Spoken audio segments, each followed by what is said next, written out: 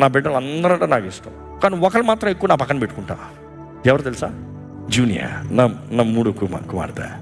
ఎందుకంటే మొదటోడు వచ్చాడు ఉండడు, వాడికి ఏదో వాడు చేసేయాలి, సరే పోరా నీ ఇష్టంలో పోరా అంట. రెండోవాడు ఇట్స్ బోరింగ్ అంటాడు.